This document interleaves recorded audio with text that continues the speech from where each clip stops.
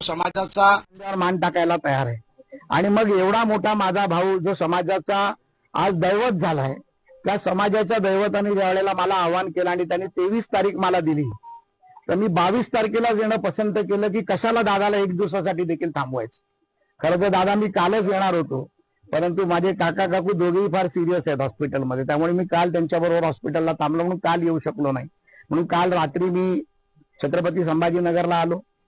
आज तुम्ही जे मला आमंत्रण केलं त्या आमंत्रणाचा मान सन्मान करून मी आज तुमच्याकडे चर्चेला आलो।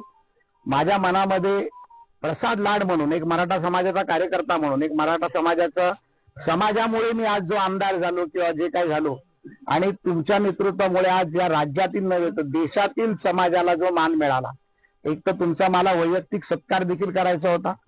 तुमच्या मनामध्ये माझ्याबद्दल जर कुठला द्वेष असेल तर तो मला दूर करायचा होता। आणि समाजाच्या काही विषयामध्ये आंदोलन करत असताना काही विषय मांडले जातात, काही विषयाची सरकारकडनं ग्वाही दिली जाते, त्यामध्ये काही विषय अडून राहतात। ते अडलेले विषय काय आहेत आणि ते माझ्या माध्यमातून एक मुंबईमध्ये एक सामाजिक कार्य करत असताना, नेतृत्व करत असताना, सभागृहामध्ये नेतृत्व करत असताना माझ्या माध्यमातून आपल्याला अजून चांगली काय मदत होऊ शकते, आपले विषय कसे मिटू शकतात, आपल्या विषयामध्ये मी तुमच्या दूताची भूमिका करू शकतो का, ह्या सर्व विषयाला घेऊन दादा आज मी तुमच्या आमंत्रणाला मान देऊन मी इथे तुमच्याकडे आलोय। आणि तुमचा फार सन्मान करून पुन्हा एकदा सांगतो की प्रसाद लाड आज तुमचा लहान भाऊ म्हणून इथे आलाय, आणि तुमचा लहान भाऊ म्हणून सातत्याने तुमच्या बरोबर सातत्याने उभा राहील, हा देखील शब्द मी तुम्हाला दिला आणि त्या शब्दावरती मी कायम आहे। गेल्या वेळेस मुंबईला धनंजय पाटील आंदोलन केलं होतं, त्यावेळेस सरकारनं त्यांच्या हैदराबाद गॅलरी चौकी होता, अनेक मागण्या होत्या, ते पूर्ण झाल्या नाही, त्यामुळे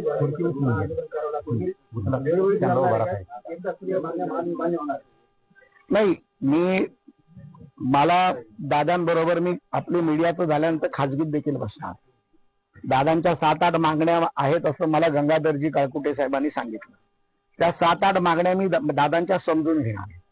निश्चितपणे त्या मागण्या समजून घेतल्यानंतर उपसमिती असेल, सरकार असेल, राज्य सरकार असेल, या मागण्या का झाल्या नाही, बघा प्रत्येक गोष्टीला कारण असतं।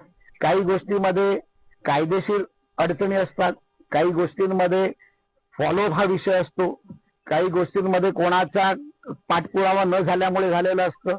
पण दादानी सांगितल्यानंतर मी आज दादाला विनंती करायला आलोय भाऊ म्हणून की तुमच्या मागण्या तुम्ही मला सांगितल्यानंतर मला जर तुम्ही काही काळ दिला तर त्या काळात मी त्या तुमच्या मागण्या पूर्णत्वाकडे नेण्यासाठी शतप्रतिशत प्रयत्न करेन। मी माझा एक शब्द देखील सांगितला होता, मागण्या पूर्ण नाही झाल्या तर मी माझ्या आमदारकीचा राजीनामा देईन, आणि तो समाजासाठी देईन, कारण मी समाजाचा कार्यकर्ता आहे। पहिल्या जातीसाठी माती खायला मी तयार आहे। आज मराठा समाज हा देशामध्ये सगळ्यात मोठा समाज आहे। आज 7 कोटीपेक्षा जास्त लोक मराठा समाजाची इथे आहेत। लोक आमच्या आपापसांमध्ये भांडणं लावायचा प्रयत्न करतात। आज मी दादाला भेटायला आलो तर कोणतरी काहीतरी बोलायला लागला।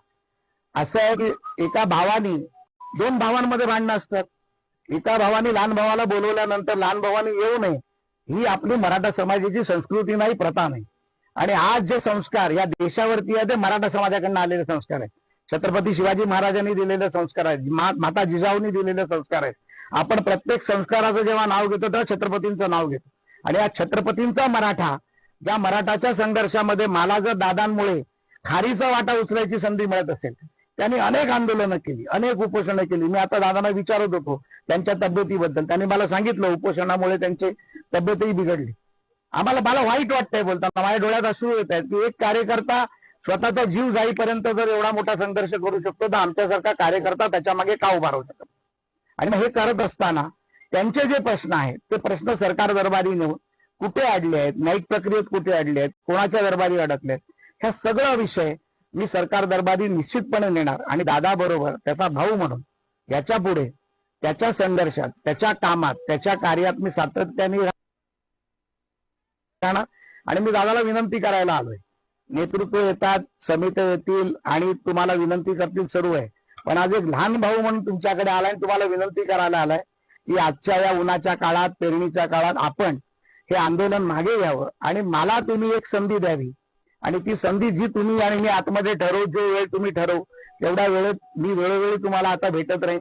मला देखील संभाजीनगरला यायचं, आपण त्यामुळे संधी द्याल। तुमच्या शेतातली ड्रॅगन फ्रूट खायला, सरपंचाच्या ड्रॅगन फ्रूट खायला मी येईन। आणि आपण चर्चा करू. आणि मला वाटतं की आता हत्ती गेलाय शेपूट राहिले, हत्ती गेलाय शेपूट राहिले आणि दादाचं आंदोलन हे यशस्वीच झालंय. आणि त्यामुळे पुढचं देखील जे काही त्यांच्या समाजाबद्दलच्या भावना, आदर, मागण्या आहेत त्या पूर्ण होतील याची मला खात्री. तर तुमच्या भेटीवरती लक्ष्मण हाके यांनी टीका केली की तुम्ही व्यावसायिक आहे, तुम्हाला समाज जमत आहे, काय करताय?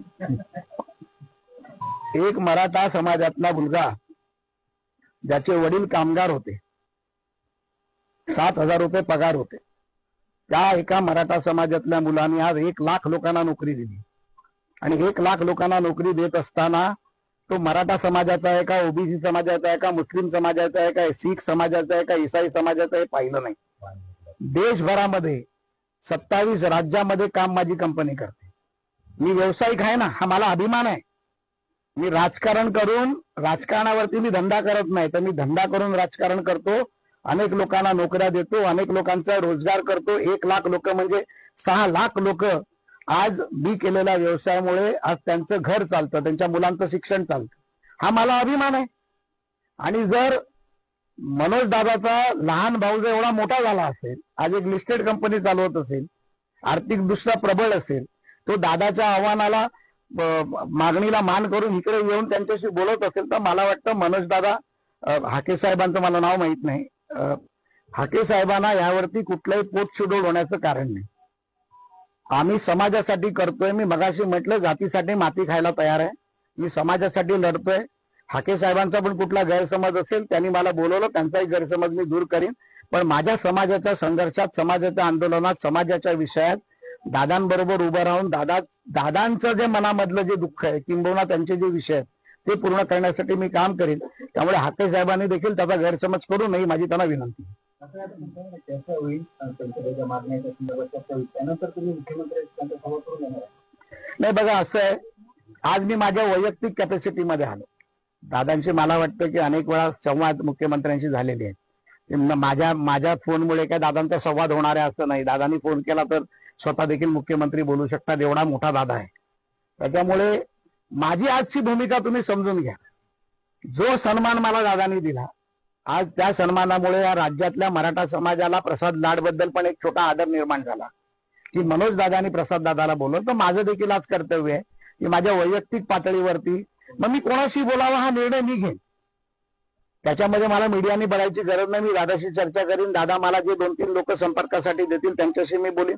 आणि निश्चितपणे दादांचा सन्मान राहील आणि समाजाचं काम होईल यासाठी मी प्रयत्न करेन. तुम्हाला काही मराठा कार्यकर्त्यांनी धमकीभरी फोन देखील केलेले होते, त्याला ताब्यात घेण्यात आलं.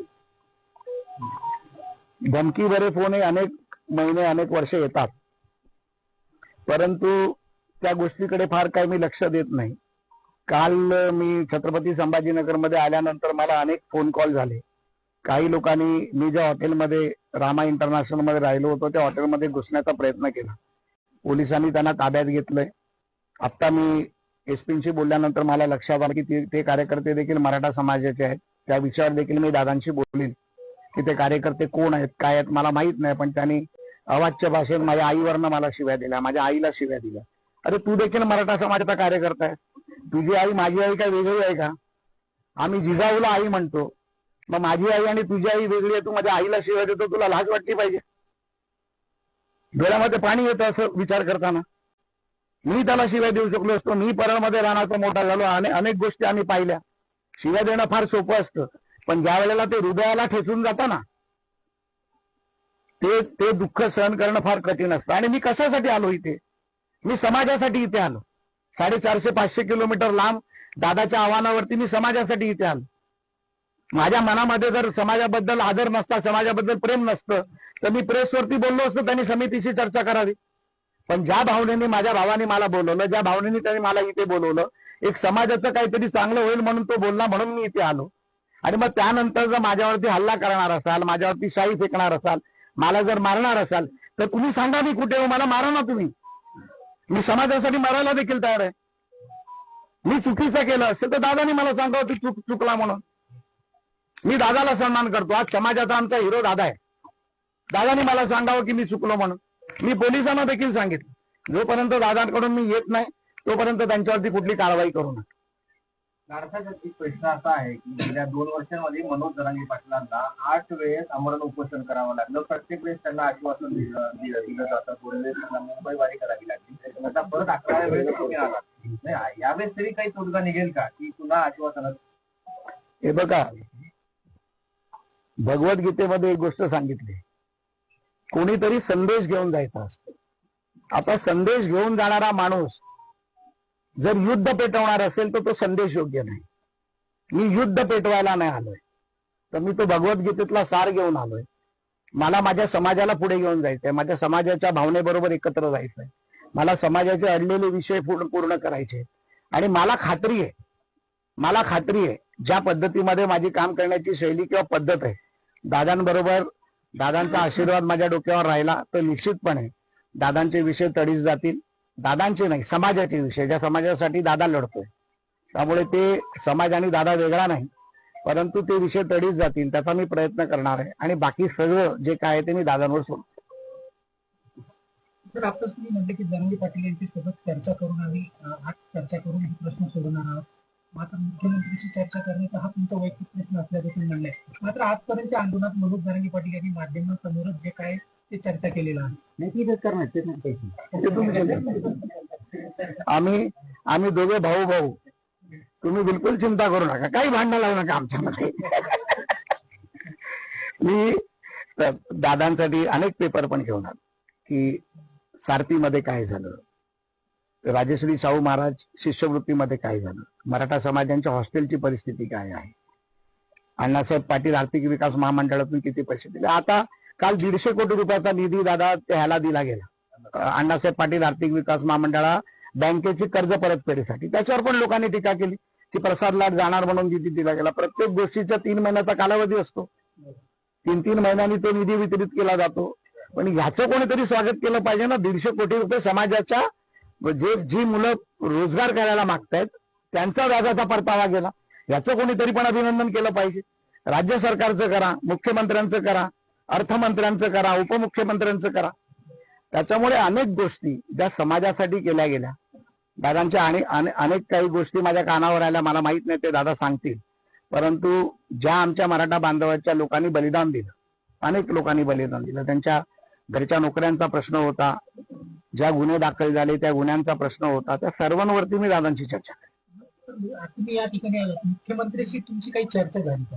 नाही, मी आज आलो, मी परत तुम्हाला सांगतो, मी माझ्या वैयक्तिक कॅपॅसिटीमध्ये इथे आलो. प्रसाद लाड म्हणून आलो, मनोज दादाचा भाऊ म्हणून आलो, समाजाचा कार्यकर्ता म्हणून आलो, मराठा समाजाचा सन्मान मान आहे म्हणून मी इथे आलो. मी जे आहे ते मराठा आहे म्हणून आलो.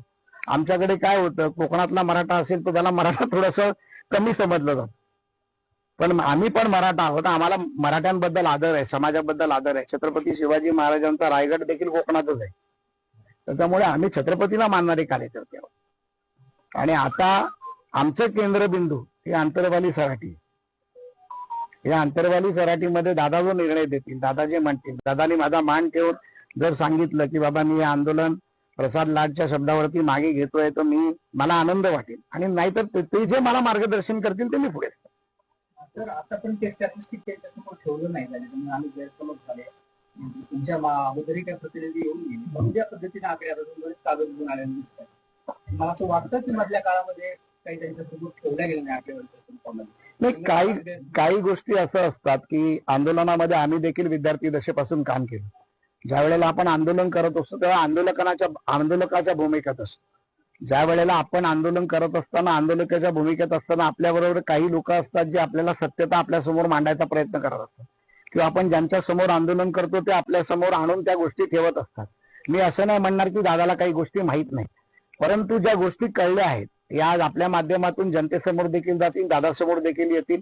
आणि त्याच्यानंतर पुन्हा मी म्हणतोय की मी असं नाही म्हणत आहे की आम्ही 100% काम केलं किंवा या सरकारने 100% काम केलं.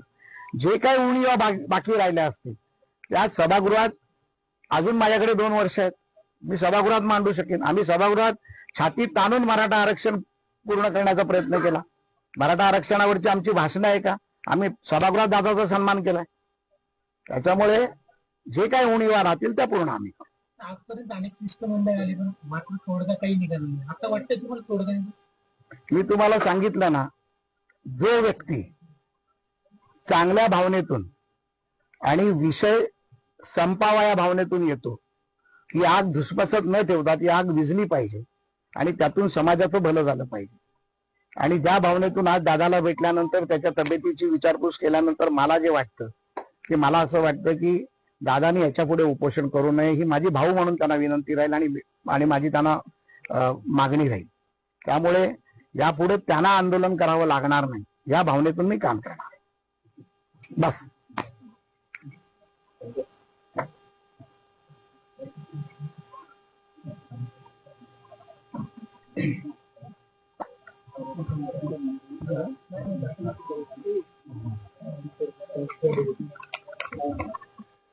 बऱ्याच गोष्टी आणल्या आमच्याकडे असतील.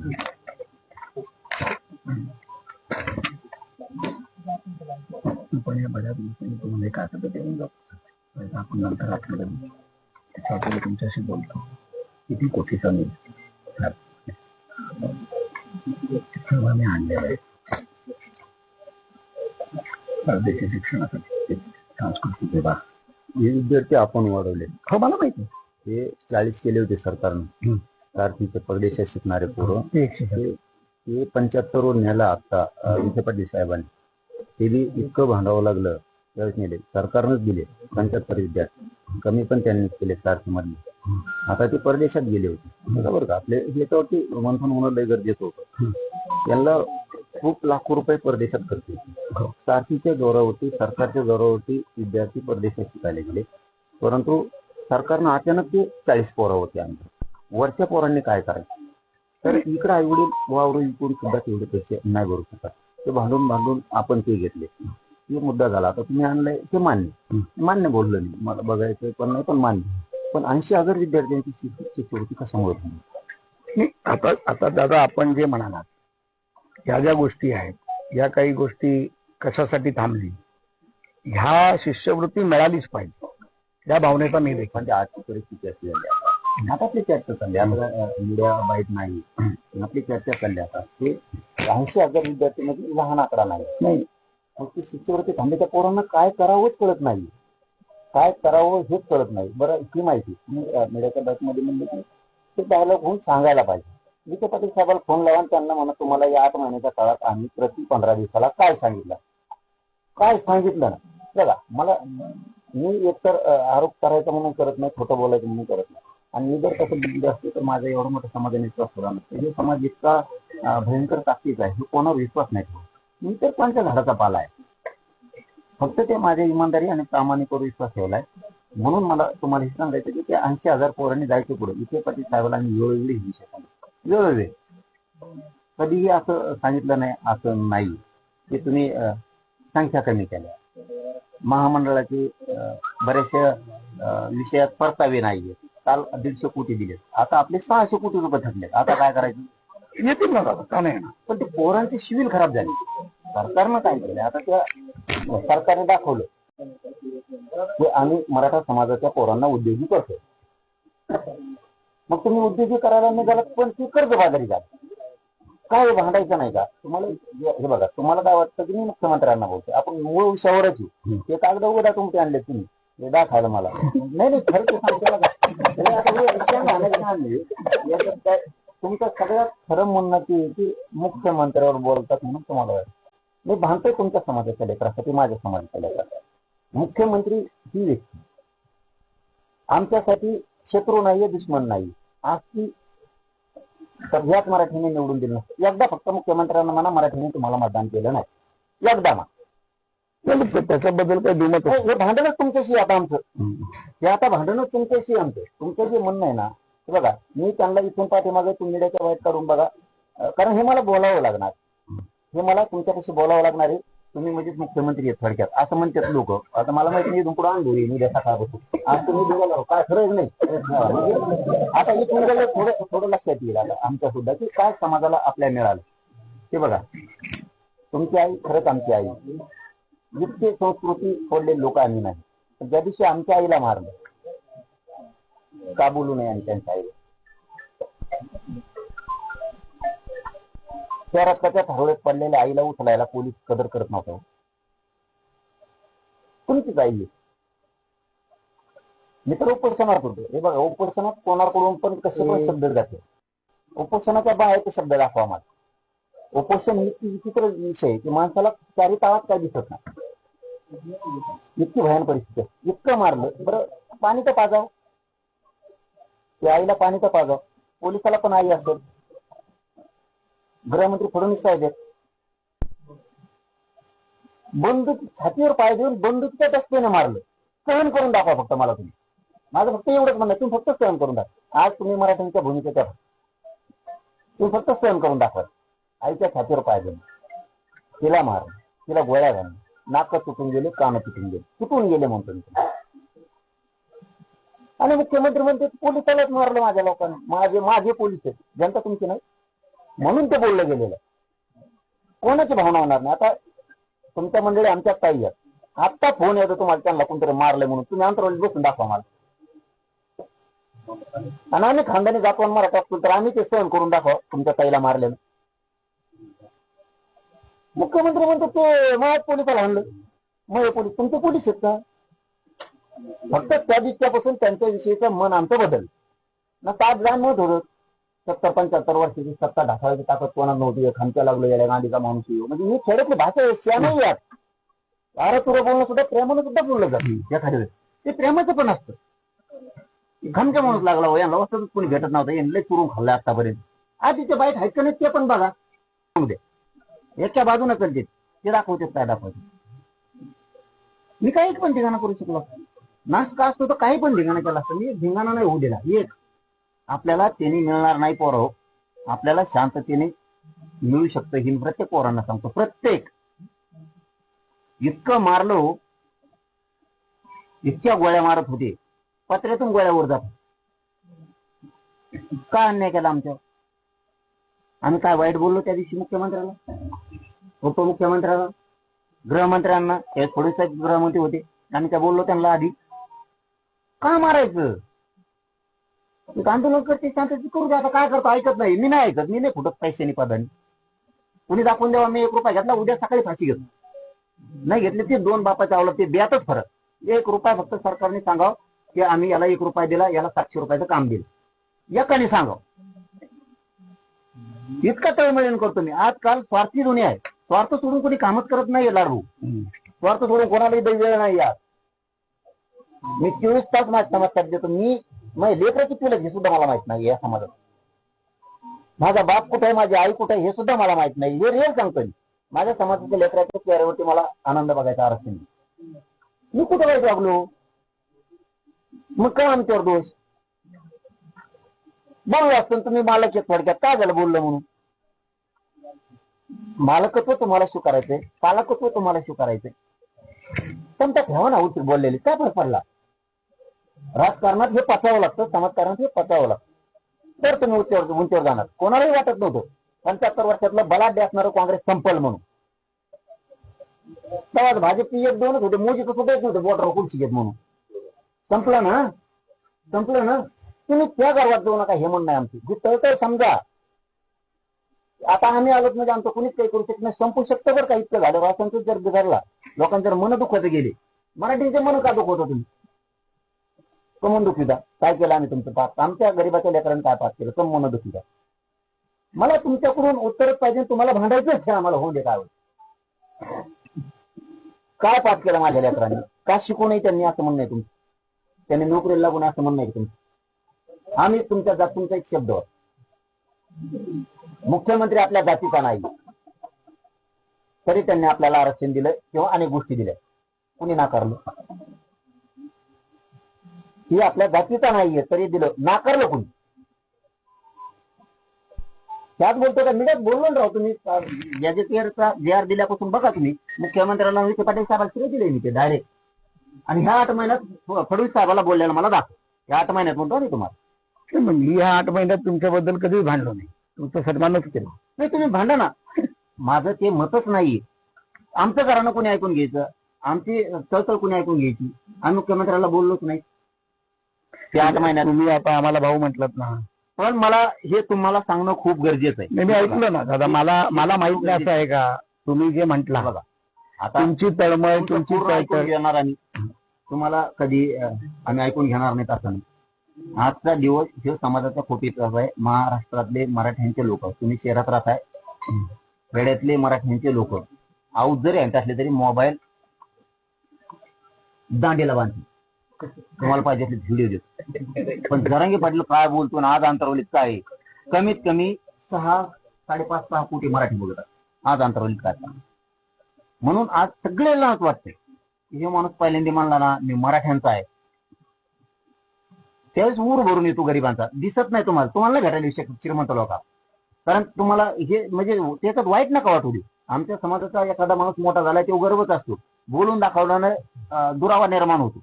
त्यामुळे काही गोष्टी बोलून पण दाखवायच्या नसतात. ती अभिमानाचा सोबत तुमच्यापर्यंत श्रीमंत सांगायला येत नाही. कुजबुज हे आम्ही ऐकतो खेड्यातली. आम्ही लोकांना वाटतं आता हे माणूस काहीतरी करत. आता तुम्ही म्हणलात मुख्यमंत्री साहेब आपल्या जातीचं नसून आरक्षण दिलं, तर तुम्ही हे पण विसरले ना आपल्या जातीचं नसून मराठ्यांनी निवडून दिलं. हे आता आमच्या जातीचं नाही, शेजारी बसलेले दिलंच नाही निवडून मराठ्यांनी. म्हणजे तुम्ही आमच्यात ना द्वेष भावनेनं बघून ते आमच्या जातीचे नाहीत तरी आरक्षण दिलं, पण ते आमच्या जातीचे नाहीत मराठ्यांनी निवडून पण दिलं ना. हे तुम्ही सरळ चालला. ते तुम्ही आम्हाला एक बाजूनं कोपऱ्यात लोटायला आणि एका बाजूनं माया पण करायला. आमचं म्हणणं आहे नको. आमच्या लेकरांनी काय पाप केलं मला सांगा. 83 क्रमांकाला आमची मागणी होती. आता आपण मूळ विषयाकडे येतो. आमची मागणी होती सरसकट मराठ्यांना कुणबी प्रमाणपत्र दे. कमून नाही दिले. ओबीसीच्या यादीत 83 क्रमांकाला कुणबी आणि मराठा 1 जून 2004चा GI कमून रद्द केला. मला प्रश्न पाहिजेत, उत्तर पाहिजेत आणि याच्यातून तुमच्याकडून आम्हाला मुंजेला पाहिजे. पहिल्यांदा मी एक असा माणूस आहे की मी मंत्र्यांशी बोलतो किंवा त्या शिष्टमंडळाशी बोलतो. आज आम्ही तुम्हाला ग्रामपंचायत सदस्य नाही येत असं समजून तुम्हाला मंजुरी करते. आता काय नाही आमच्या मनात मंत्र्यांना बोलायचं आणि आमदार आहे या भ्रमात आम्ही पण नाही करत. त्यांची क्रमांकाला पूर्वी आणि 2004ला जे आता बरं मराठा रद्द केला. आमच्या मराठा अन्याय करायचा. आम्ही त्या दिवशी ओबीसी मराठ्यांच्या एक मोठ्याला आरक्षण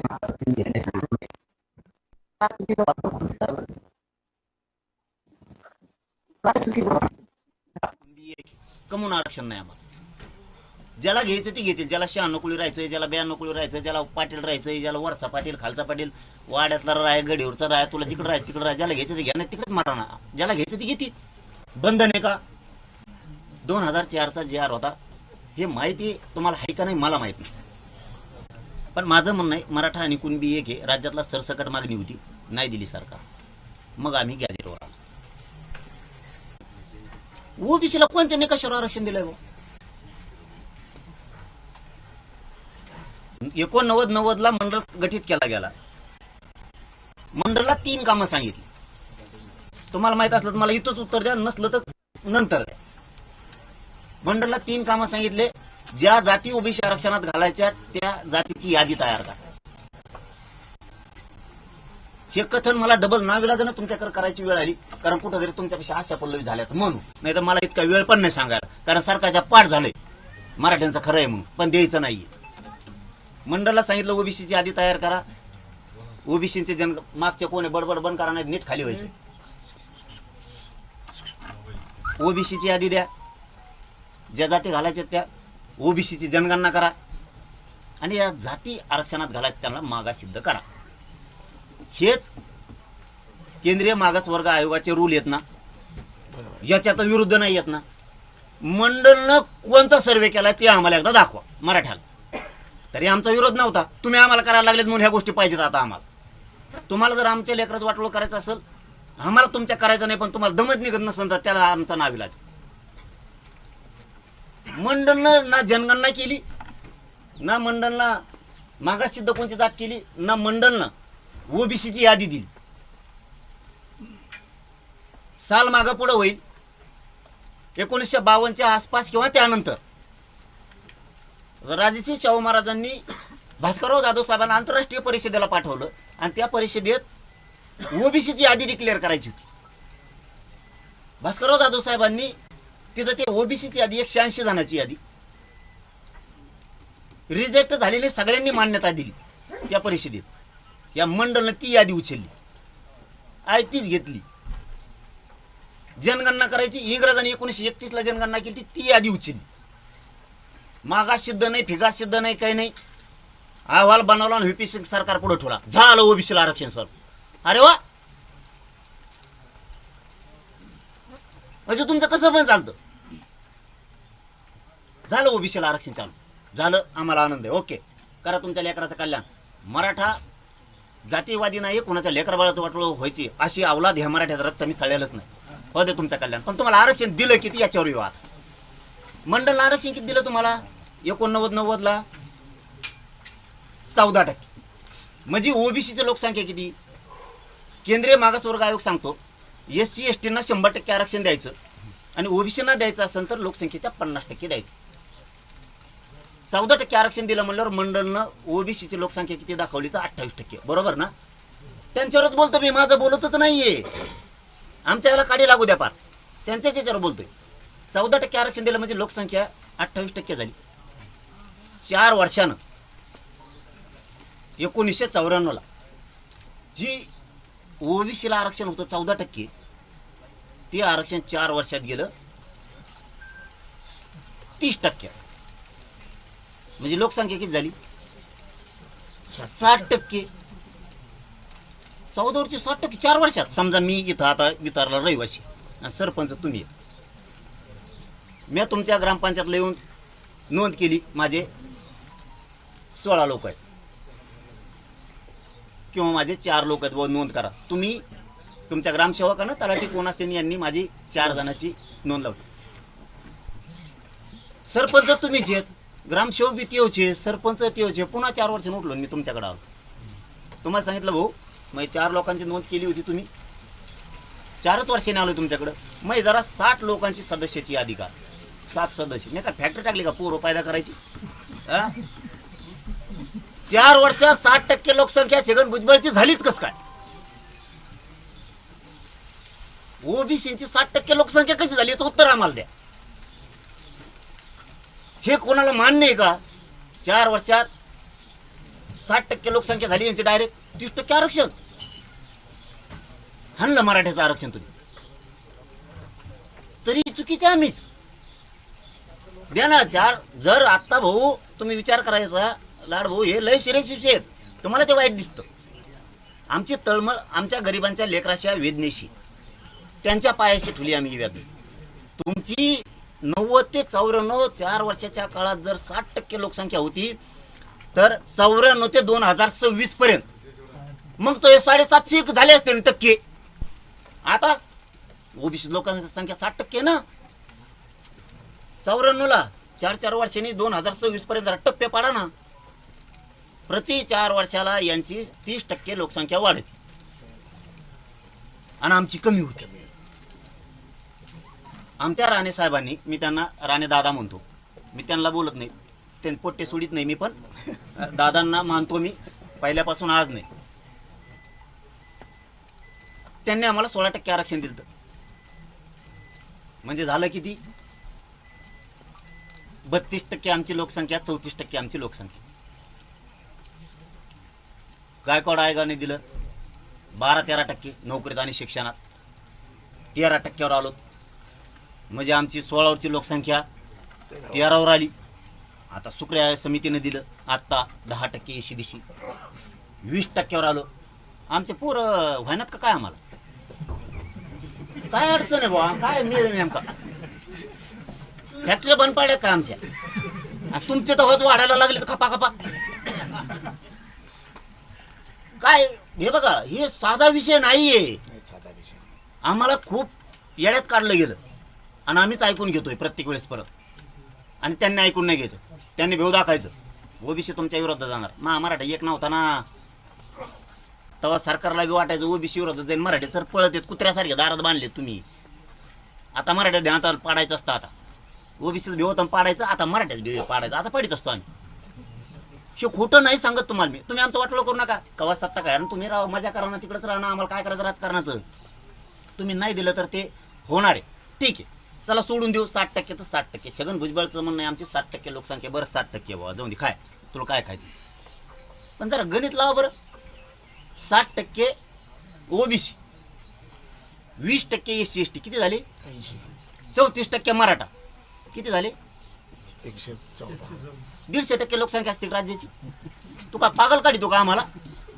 आणि मुस्लिम, मारवाडी, बामण हे बिचारे कोण सोडित, दुसऱ्या राज्यात नेऊन सोडितो का? कोणचं गणित आहे? किती येड्यात काढणार माझ्या समाजाला तुम्ही? किती? आम्ही आमच्या नोंदी आहेत, यांच्या नोंदी नाहीत, तरी आरक्षण दिलं. आम्हाला अडचणी का?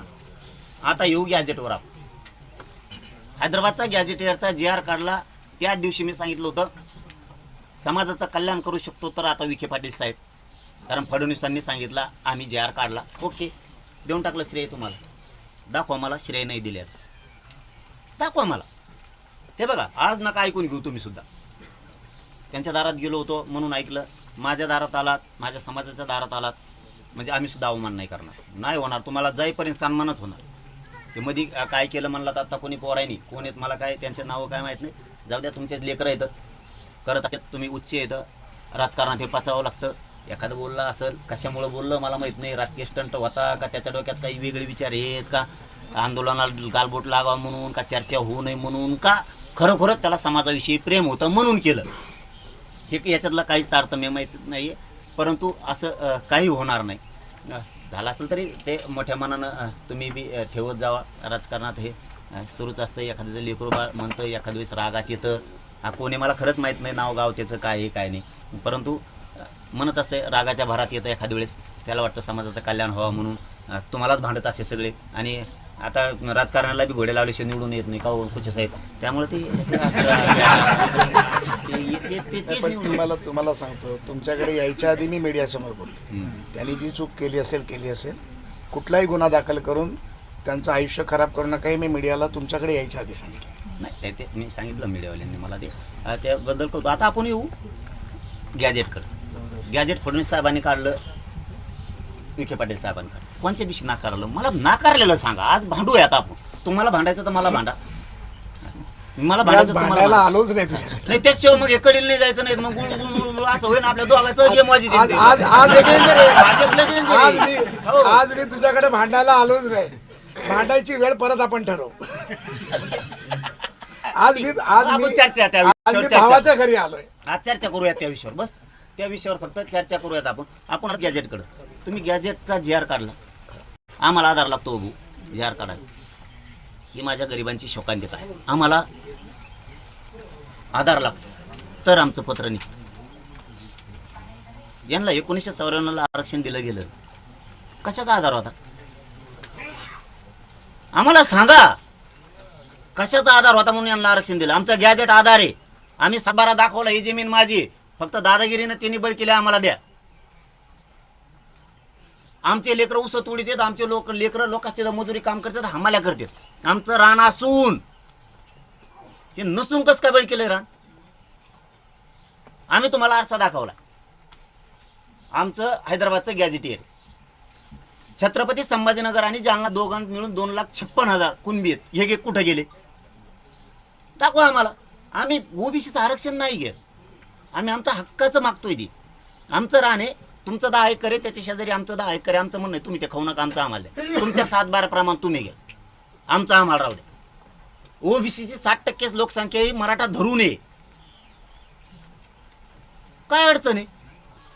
बरं, तुम्ही हैदराबादचा GR काढलं, प्रमाणपत्र वाटायचं बंद कम केलं. सांग. हैदराबादचा GR काढला, लागू पण केला. सरकार म्हणते 308 प्रमाणपत्र दिले, बंद कम केलं. अधिकारी डायरेक्ट म्हणते, सांगतो तुम्हाला मी, फडणवीस साहेबाच्या कार्यालयाकडून फोन आलाय, प्रमाणपत्र सध्या द्यायचे नाही. सध्या शब्द वापरला. का बरं? आता अधिकाऱ्याचं नाव सांगावं तर त्याचं काळीच लागली म्हणायचं, कारण त्याला भाजप म्हणतात. पुन्हा तुम्ही म्हणता भाजप पोराचा आला, ते गाडीतच लाकूड घालते तितकं. त्याच्यापेक्षा ते म्हणतात नको बाबा, यांच्या नादीत लागू नको, आपलं दोपळा मागा पर्याय नाही दुसरा काही. हे सत्य बोलतोय मी माझ्या समाजावरती प्रेम करतो, तुमच्यावरती प्रेम करतो. मी सरकारवर प्रेम करत नाही, ही गैरसमाजातून बाहेर जा. तुम्ही माझ्या समाजाला द्या, अहो 8 महिने झालं शांत झालो मी, नुसतं समाजाला गॅजेट दिलं तर गप्प बसलो. दिलं तुम्ही, नाही दिला. तुमचा एक दुसरा शब्द होता. तुम्ही नारायण राणे साहेबाला भांडले का? तुम्ही अशोक चव्हाणांना भांडले का? तुम्ही शरद पवारांना भांडले का? फडणवीस साहेबांनाच का भांडता? त्यांनी काय दिलं कमी विचारलं त्यांना? ते दिलं नाही म्हणूनच लोकांना पाळलं त्यांना. गंगाधर चहा सांगा. दिलं नाही म्हणूनच लोकांनी पाडलं. तुम्हाला आणलंय ना, आता मग तुम्हाला नाही भांडत त्यांना भांडून काय करायचं? आलो ना मी भांडण करायला तुझ्याशी. हा पण हे सांगायला तुम्हाला मी, तुम्ही जे प्रश्न होते त्या प्रश्न होते. आता गॅजेट तुम्ही दिलं, त्याचे सगळे प्रमाणपत्र बंद केले. बरं गॅजेट असून अडचण काय? सगळ्या 1,23,000 बीडला आहेत, कुणबी कुठं गेले? आकडा थोडाफार कमी जास्त होईल हजारात. जवळपास 1,55,000 जालन्यात आहेत, कुणबी कुठं गेले? 1,77,000 नांदेड जिल्ह्यात आहेत, कुठं गेले? कुणबी ते गॅजेटमध्ये आहेत. लातूरमध्ये आहेत, हिंगोलीत आहेत, परभणीत आहेत, धाराशिवमध्ये आहेत. हे गेले कुठं? मग जर आमचं गॅजेट येतो द्या ना तुम्ही. नाही राहू दे का बाबा. रद्द केलं? का थांबविलं? नाही मी दादा आपल्याला तेच सांगायला आलो. ह्या गोष्टी छोट्या नाहीत, पण हा कुठेतरी गॅप आहे. मी आज तुझ्याकडे का आलो, भाऊ म्हणून का आलो, तुझं ऐकायला का आलो, की ह्या कुठेतरी गोष्टी कुठे थांबल्या आहेत. ह्या का थांबल्या आहेत? ह्या समितीकडे असेल, कोणाकडे असेल, आपल्याला बोललं पाहिजे. म्हणून मी म्हटलं ना, माझं गंगाधरशी बोलणं झाल्यानंतर गंगाधरचं म्हणणं होतं 7-8 विषय दादांच्या मनामध्ये फार आहेत जे तुम्हाला चर्चा करावे लागतील. तर मी म्हटलं मी येऊनच वैयक्तिक बोलतो, तुम्ही मला मेसेज करणार, मी तुमच्याशी फोनवर बोलणार, असं व्हायला नको. आता जे तुम्ही मला म्हणाला, हैदराबाद गॅजेटबद्दल बोलला, आपलं औंध गॅजेटबद्दलचा एक विषय असू शकतो, मुलांच्या नोकरीचा प्रश्न असू शकतो, गुन्हे मागे घेण्याचा प्रश्न असू शकतो. आपण घ्या नाही, आपण ना या विषयातून बाजूला जाऊ शकत नाही. तुम्ही जर मोठ्या मनानं जी आर काढल्यात, तुम्ही जर मोठ्या मनानं ओबीसी आरक्षणात काही जाती घातल्या, आम्ही कोणी विरोध केला नाही. आत्ता आमचं आंदोलन सुरू असताना सुद्धा 1 वर्षापूर्वी 26 जाती आरक्षणात घातला. म्हणजे आंदोलन सुरू आमचं आणि तुम्ही जाती घालता त्यांचे, आणि ज्या बसतच नाहीत त्या. कोण गरीब? मला निकष सांगा बरं, आरक्षणाचा मागास ठरवण्याचा निकष काय? तुम्ही ज्या ओबीसी समाजाला आरक्षण दिलं, निकष काय लावला मागास सिद्ध होण्याचा? गरीब आहे म्हणून लावलाय का? ती जर लावला असेल तर तुम्हाला मग गरीब मराठी दाखवतो. मराठ्याला का आरक्षण द्यायचं नाही? मराठ्याकडं शाळा आहेत, कॉलेज आहेत, मराठ्यांकडं कारखाने आहेत, म्हणून मराठ्याला आरक्षण द्यायचं असा निकष आहे का? मी तुम्हाला छगन भुजबळ कारखाना दाखवतो, काढा ती जात आरक्षणाच्या बाहेर. तो निकष असेल तर, तुमचा जर तो निकष असेल, मराठी श्रीमंत आहेत यांना द्यायचं नाही, यांच्याकडे कारखाने, साखर कारखाने आहेत, यांच्याकडे शाळा आहेत, मी छगन भुजबळ कारखान्यात दाखवतो, काढा सगळी जात बाहेर. तो तुमचा निकष असेल. तुम्हाला जर वाटत असेल मराठ्यांजवळ पेट्रोल पंप आहे म्हणून यांना आरक्षण नाही, मी तुम्हाला परळेवाल्याकडे पेट्रोल पंप दाखवतो, काढा सगळी जात बाहेर. चालन का? काय निकष आहे तुमचा आरक्षणाचा मला सांगा.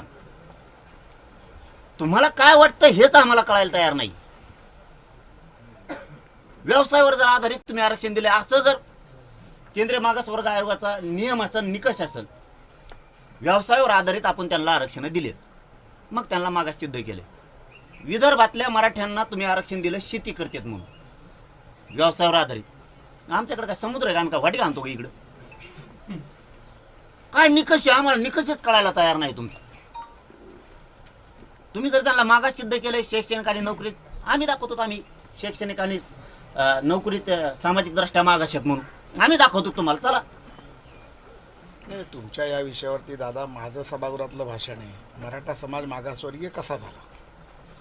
अनेक म्हणजे आपल्या 20 पिढ्यापासूनचा जो समाज मागे येत गेला, आज आपला समाज लाडभाऊ यांना मागास सिद्ध केलेलंच नाहीये, आम्हाला केलंय 3दा, तरी आम्हाला आरक्षण नाही. गायकवाड कमिशनने केलं, सुक्रे कमिशनने केलं, आम्हाला नारायण राणे साहेबांच्या समितीने केलं.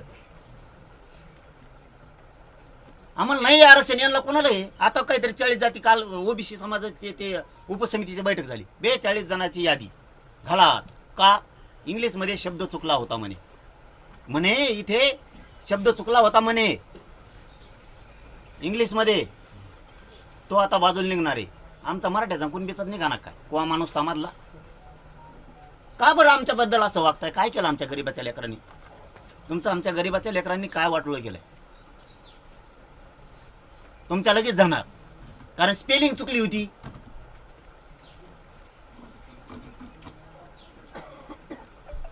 काना मात्र हुकला होता, आता दुरुस्त करायला होत. मंत्रिमंडळाची उपसमिती ओबीसी समाजाची, आमची समिती झोपती का? विखे पाटील आहेत ना.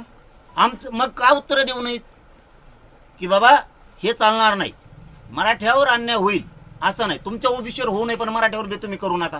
का भांडायचं नाही तुम्ही? अरे आम्ही त्या विखे पाटील साहेब म्हणतो, तुमच्या पक्षात नाही का ते?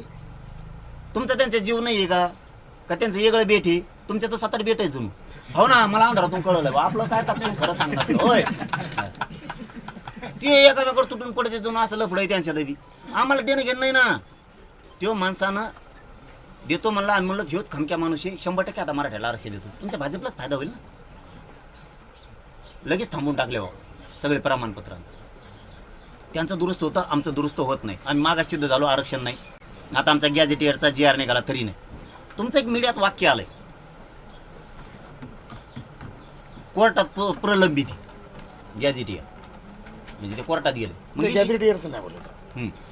आपण जे गुन्हे मागे घेतो त्याच्यामध्ये काही आपल्याला न्यायिक प्रक्रिया, गुन्ह्याकडे येऊन आपण गुन्ह्याकडे येऊ. सगळ्याकडे याच्यात येणार नाही मी. बोललो. मी तुमचं मराठा समाजाबद्दलचं एका शब्दावरती इतका तुमच्याशी मी प्रामाणिक झालोय. शपथ सांगतो तुम्हाला, मी शब्द वापरेल नाही. मीडियाने 2.5-3 वर्ष शब्द ऐकला असणार. एका शब्दावरती आम्ही मराठी तुमच्यावर फिदा झालो. आता तुम्ही सांगितलं 100% मुख्यमंत्री मागण्याची मंजुरी देणार. आईला म्हणलं आंदोलन करायचंच का म्हणून? मग आपल्याला जर मंजुऱ्या देणार टाका की ह्या माणसावर विश्वास. मंत्र्यावर टाकला, अमक्यावर टाकला, तमक्यावर टाकला, टाका की. म्हणून आम्ही बोलवलं. मी कोणालाही अंतर्वालीत बोलवत नाही, मी आभार मानला ना तुमचं. कधीच बोलवत नाही. कारण त्याने काय होतं, याच्यात क्षमता नाही असा अर्थ जात असतो. आणि मी कणखर आंदोलक, क्षमता नाही याच्यात. आंदोलन बसायच्या आधीच फोन लावतो, या माया भेटायला, मला भेटायला. ये नको येऊ, मी टेकलो एकदा की टेकलो. मरूच तर मागं सरकत नाही, मरायला भेट नाही. मी माझ्या समाजाच्या पायावर माझा जीव ठेवलेला, मी मरायला नाही भेट. येऊ दे मरत. मी ते मन मोडून टाकली. लाख मेले तरी चालते, पण लाखाचा पोशिंदा जगला पाहिजे. लाख पोसून काय करायचं? जगून काय करायचंय? लाख मारू द्यायचे आणि एक जागवायचा. मला करोडो जगले पाहिजेत, मी मेलो तरी चालतो. या भूमिकेतून आता तुम्ही GR काढला हैदराबादचा आणि कमून थांबिले प्रमाणपत्र, कमून द्या ना. गॅजेटियन आधार दिला नाही. मी तुम्हाला कायदा पारित करायला आधार लागतो, त्याशिवाय कायदा पारित करता येत नाही. बरं, आता विधानसभा, विधान परिषद ऍक्टिव्ह आहे. प्रशासक लागलेला नाही आपल्याकडं. राज्यसभेला, विधान परिषदेला ऍक्टिव्ह असल्यावर राईट आहे त्यांना. शासन निर्णय काढण्याचा, GR काढण्याचा काढलाय तुम्ही. थांबवलं का मग? थांबवा मग 1994चा पण. काय अडचण आहे? आमच्यावर का म्हणून अन्याय करायला तुम्ही? आमचं तुमचं काय दुश्मनी? तुम्ही 17 संस्थांचा GR काढलाय. फडणवीस साहेबांनी छाती ठोकून सांगितलं पाहिजे ओबीसीवर अन्याय करणार नाही, पण इथं आधार आहे, त्यांचं वावर आहे, द्यावा लागेल. त्यांच्या नोंदी यात मला आरक्षण द्यावं लागणार आहे. तुम्ही चिडीत, आम्हाला चिडीत आहे. तुम्ही आमच्या भावना समजून घेत नाहीये. तुम्ही आम्हाला चिडीत आहे. तुम्ही GR काढला म्हणले सांगायचं आहे काढलाय, त्यांच्या आधार घेतलाय, त्या गॅजेटियर मध्ये नोंदी आहेत, आणि हेच ते मराठवाड्यातले मराठी आहेत, यांना मला द्यावं लागणार. तुम्हाला द्यायला नाही म्हणत नाही, पण यांना सुद्धा मी तुमचं ऐकून नाही म्हणू शकत नाही. मला सत्य आहे ते करावंच लागणार आहे. फडणवीस साहेबांनी सांगावं ना, काढलं ना GR, आता काय भ्यायचंय? नाही मिरवणूक काढली आणि नाही 6 कोटीने फुलं टाकल्या ना, मायला आपले जात बदलून ठेवी. तुम्ही करतच नाही येत राव. तुम्ही फक्त आशाला लावताय की दिला GR. आता मी तो आंदोलक नाहीये पदासाठी, पैशासाठी पुढं करणारा. मला द्यायचं तर मराठ्यांनाच द्यायचंय. अमकं म्हणून आता GR काढलं, कोण थांबविले? ही एक बाजू झाली. 58 लाख नोंदीचं काय झालं मला ते सांगा पहिलं. 58 लाख नोंदी शिंदे समिती गठीत सरकारनं केली, आम्ही नाही. कायद्याने पूर्ण अधिकार त्यांना दिले. सरकार कॅबिनेटनं त्यांना अधिकार दिले, राज्य मंत्रिमंडळाने त्यांना अधिकार दिले, राज्य मागासवर्ग आयोगाने त्यांना अधिकार दिले. सगळे तज्ज्ञ त्याच्यामध्ये न्यायाधीशासहित घेतले गेले. त्यांनी 58 लाख नोंदी या राज्याशिवाय दिल्यात. रेकॉर्ड आमच्या जवळ नाहीये लाडभाऊ, रेकॉर्ड तुमच्या ऑफिसला आहे, सरकारच्या तुमच्या सरकारी अधिकाऱ्यांनी रेकॉर्ड दिलाय आणि त्यातून समितीनं नोंदी शोधल्या 58 लाख. आणि तुम्ही ते प्रमाणपत्र का द्यायना? जमीन सापडले म्हणलं का द्यायना? का अन्याय माझ्या समाजावर तुम्ही करायला? काय केलं माझ्या गरीबाच्या लेकरांनी? काय केलं माझ्या आईने बापाने? नुसते कष्टच करायचे का रात्रंदिवस शेतात? त्यांनी स्वप्न नाही बघायचं का माझं लेकरू अधिकारी व्हावं, मला सुखाचा दिवस यावा? हे स्वप्न का मोडता तुम्ही आमचं? आम्ही झोपडं उभं करायचा प्रयत्न करतोय. आम्हाला वाटतं आमच्या डोक्यावरती सावलीचं थोडं छत असावं. आम्हाला वाटतं आमच्या लेकरा बाळांकडे तरी गाडीत हिंडावं. त्याच्या बापाने कष्ट केलेत, नाही चपला. चला मला सांगा, तुम्ही 4-8 दिवस वेळ द्या, शहरातून खेड्यात चला, तुम्हाला नाही चपला दिसणार समाजाच्या पायात. काही लोकांच्या दिसन तुम्हाला धोतर फाटलेलं नाही. आईच्या डोक्याला तेल दिसणार तुम्हाला नाही. तेल लावत ती नाही, तिला भाजीत तेल टाकायला किती कुटुंब दाखवू? काय पाप केलं राव माझ्या समाजाच्या लेकरांना? तुम्ही त्याच्या मुंडक्यावर पाय द्यायला लागला. काय केलंय? काय त्या मराठा समाजाने पाप केलंय? समाजात जन्म त्याने राबायचं. 10,000 रुपये कमी पडले तर 50 जणांची उमरेची झाला लागते. त्याला पोरा जर फीस कमी पडले तर शिक्षण एवढे महाग झाले. पोरग नोकरीला नाही लागलं तर आईबापाने करायचं काय राव? मागच्या दिवस तेच. प्रत्येक जण लेकरू सुखी व्हावं म्हणून लढतो इथं. कमून राव दशा चालली तुम्ही आमची. 58 लाख नोंदी सापडल्या म्हणल्यावर तुम्ही जर त्या लोकांना सांगतच नाहीयेत की तुमची नोंद सापडली म्हणून, तुमची गावापर्यंत यंत्रणा आहे, ग्रामसेवक हे, तुमचा तलाठी आहे, तहसीलदार आहे, तुम्ही सांगा ना बाबा तुमची नोंद निघाली, काढी नाहीत नका काढी ना. नोंद सापडल्यावर तरी देणार आहो. रान असून आम्ही लोकांची तर सालं धरायची वेळ आली आम्हाला. ही आमची वाईट वेळ आहे. आणि तुम्ही एवढे मोठे बलाढ्य समाजात लोक असून आम्हाला शेणमेनं खाली मान घालायला लागायला लागली तुमच्या सोन्यासारख्या एवढ्या मोठ्या समाजाला असून. नसतं तर ठीक आहे, आम्हाला देऊ नका. तुमचा सोन्यासारखा समाज आहे, जगाच्या पाठीवर राज्य करण्याची क्षमता ठेवतोय तो. अहो त्याला असून द्या ना तुम्ही. 58 लाख नोंदी असून त्याचे कुणबी प्रमाणपत्र द्या ना. ज्यांचे दिले त्यांचे व्हॅलिडिटी थांबवल्यात राव. काय पाप केलं त्या पोरांनी? जर आता कुणबीतून भरलेला असेल नोकरीला फॉर्म किंवा त्यांनी ऍडमिशनला फॉर्म, पोरांनी फाशी नाही घ्यायची साहेब. ऍडमिशन रद्द झालं तुम्ही व्हॅलिडिटी देत नाहीत, कुणबी प्रमाणपत्र. अरे रजिस्ट्री झाली, साक्षीदार आहेत म्हणल्यावर फेर वाढायला तुम्हाला अडचण काय? रजिस्टर ऑफिस चुकीचा आहे, निबंधक असं म्हणायचंय का तुम्हाला? निबंधकाची चुकी असं म्हणायचंय का तुम्हाला?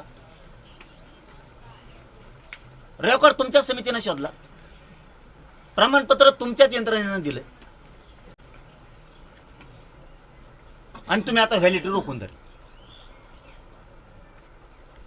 कमून का वाटलं करता तुम्ही? 58 लाख म्हणजे जोक आहे. 58 लाख नोंदी निघणं म्हणजे माझा जवळपास 3 कोटी मराठा समाज आरक्षणात चालला, सुखी समाधानी व्हायला लागलाय. लेकरं हसत येते. आमचं इथे बीडला पोरग आहे राम मस्के म्हणून, त्याची कुणबी नोंद निघाली आणि सर्टिफिकेट काढायला टाकलं. अधिकाऱ्यांनी सांगितलं प्रमाणपत्र काढायला वेळ लागेल तर तुम्हाला फॉर्म भरायचा पोलीस पाटलाचा. तुम्ही काय करा, ती चिठ्ठी जोडा, कोणती चिठ्ठी असते ती, पण पावती जोडली. ओके म्हणलं, काय हरकत. पण इतक्या तारखेच्या आत प्रमाणपत्र द्या असं त्या अधिकाऱ्यांनी सांगितलं. जे ते ऑफिसला वारंवार गेले. न होणारी घटना त्याच वेळेस नेमकी घडली. अजितदादांचं दुःखद निधन झाल्यामुळे 3 दिवसाचा दुखवटा झाला. अधिकारी म्हणले ते जमतच नाही, आता अपात्र तू, त्याचा काय दोष? बरं अधिकाऱ्यांनी का दिलं नाही आदल्या दिवशी? मग तवा यांना रजावर जायचं, नंतर द्यायला काय? ती तारीख हुकून दिली 21 आणि 22ला सकाळी दिली. कार्य वाटलं आमचं. हे उदाहरण सांगायला तुम्हाला फक्त.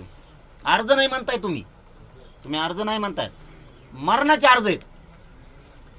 550 अर्ज जवळपास नुसते एकट्या वैजापूरमध्ये आहेत, लातूरमध्ये अर्ज आहेत, धाराशिवमध्ये आहेत, जालन्यात आहेत. नांदेडला अर्ज केलेत गॅजेटनुसार, नाही केले असं नाहीये. अधिकारी डायरेक्ट सांगतात आम्हाला SOP नाही आणि सरकारने सांगितलं साध्य देऊ नका. काय सांगावं तुम्हाला याच्यात, कमवून रा बाबा आमच्यावर. आम्ही काय पातक केलं राव, आम्ही काय चूक केली या समाजाच्या लेकरानं. असून द्या ना, तुमचं देऊ नका म्हणत नाहीत, आम्ही द्या नाही म्हणत, आमचं आम्हाला द्याणार राव. आमच्या तळतळ का समजत नाही तुम्हाला? मग आम्ही खेड्यातले आम्हाला राग येतो म्हणून आमच्या तोंडातून 4 शब्द जाते सुद्धा आम्ही ना करत नाही. दाखवा सहन करून तुम्ही, तुमच्या पोराचं ऍडमिशन रद्द झालेलं फक्त सहन करून दाखवा मला तुम्ही. आम्ही का सहन करायचं आमचं असून? का बरं आमच्याच एकट्याच्या मानगुटीवर कमवून दगड? 58 लाख नोंदीचा तुम्ही 2-3 दिवसाचा निपटारा करा. पुरे प्रमाणपत्र देऊन टाका म्हणा त्या नोंदी सापडल्यात. अहो यांना नसून दिलं राव, यांना वंशावळ कोणची लागती मिळ नाही.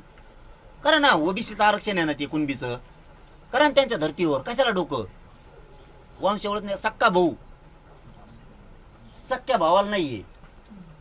बरं राहून दे, आहे का प्रमाणपत्र? सख्या भावाला नाहीये. आता एक उदाहरण सांगतो, मला जेवढं माहिती आहे तेवढं, ते नाव घेतल्यामुळे बाकीच्यांना वाटण. पुन्हा मंगेश पोकळ्यांच्या पोराला दिलं आणि पुरीला नाही दिलं, येते याचा धंदा. शिरसाट साहेब बोलले, दुसऱ्या दिवशी सकाळी दिलं. ते मंत्री बिचारे, त्यांच्यावर उगाच हे करू नका तुम्ही, आमच्या यागळ्या गप्पा होत्या. हा, उगाच टेन्शन घेऊ नका तुम्ही, बिन त्यांना बी देऊ नका. ते बिचारे काम करते, ते आहे ते बंद व्हायचे, आमच्याकडे यायचे तुमच्या धाक तुम्ही द्यायचे आतून खुटी घालून या खांदी, त्यांचं पळापळ सुरू व्हायची. हा ना, तेच. हा हेच, हा बघ, हे सख्य भाऊ आहेत. आता हे सख्य चुलत भाऊ, हे नारायण कदम आणि साहेबराव कदम, ते म्हणते तसं जमत नसतं. ते तुम्ही रक्ताला देताय ना, ओबीसी आरक्षण रक्ताचं सांगता ना, काय अडचण आहे भाऊ तुम्हाला? कमून रोखले, पुरे राज्यातले रोखले. आता व्हॅलिटामुळे पोराचं वाटोळ व्हायला लागलं. हे बघा, ते जे उदय सामंत साहेब येतात, त्यांचे सगळेच मंत्री येतात, तुमचे येतात पण दिसत नाही एखादी बार. जे आहे तेच सांगायलो मी, बडाई सांगत नाही. तुम्ही आलात म्हणून तुम्ही पण ऐकून घेऊ नका. दादांचे पण येतात, ते बिचारे प्रामाणिक काम करतात राव. तुम्ही जर त्यांच्यावर दम भरला ना तर समाजाचं वाटोळ होईल. कारण ते काम करतात, त्या अधिकाऱ्यांना फोन करून सांगतात काही काम असले की, इतकी ऍक्शन ताबडतोब घेतात ती. म्हणून ते मराठ्यांच्या मनात गेलेत, बसलेत. तुम्ही बसा, आमचं भांडणच नाही. आणि ते तुम्हाला 70 रुपये सलवून राहो, काय त्यांच्या मागं लागतात दोघं एकमेकांना, मजान राहा. दोघं 2 भजे असले, दोघं अर्धा खाजा, मजान राहा तुम्ही तुमचं. कसं ते आलेत म्हणून त्यांना दोष देऊ नका, कारण ते हमेशाच येतात. आणि मी एवढ्या कच्च्या कानाचा नाही की कोणाचं ऐकून आंदोलन करा. मला फक्त माझ्या समाजाचं हित दिसतं. नाही, त्याच्यावरती मी बोललोय. म्हटलं आमच्यात आपापसात मिठाचा खडा टाकू नका. कोणीतरी मला विचारला प्रश्न, तू मीठ टाकेलाय? नाही नाही, मिठाचा खडा मला कुठं टाकलं तुम्ही? तुम्ही म्हणले तू गेलाच कस काय? ते आलं टेन्शन मध्ये, फुल लोड मध्ये नुसतं हागायचंच राहिले ती. तुम्ही पातळ केलं, तुम्ही मिठाचा खडा नाही, भलं वंजळ भर दिलं फेकून, दुसरं काय टाकलं, दुसऱ्याचं काय घंटा गुतलाय तुम्ही दिलं टाकून. ते आले लोड मध्ये, ते गरीबाचं काम करतात. हे बघा, मला आलेला अनुभव 5-6 मंत्र्यांचा, 7-8-10 मंत्र्यांचा, 5-6 बिन. उदय सामंत साहेबाला तुम्ही नुसतं काम सांगा, तो माणूस म्हणत नाही जाऊन दे तिकडं, तो म्हणणार ते करा बरं. त्याविषयी आलते लातूरला, एका पोरांचं नोकरी लागलं, त्याची व्हॅलिडिटी रोखली होती. ते म्हणले कमून रोखेदार तुम्ही विनाकारण कमून लेकरांची वाटोळ करता. ते कामं करते. तुम्ही आत्मविश्वास कमवा, असं एवढंच म्हणणं आहे आमचं तुमच्याकडे. तुम्ही भांडू नका बी म्हणणं नाही, मला ते बी म्हणणं नाही.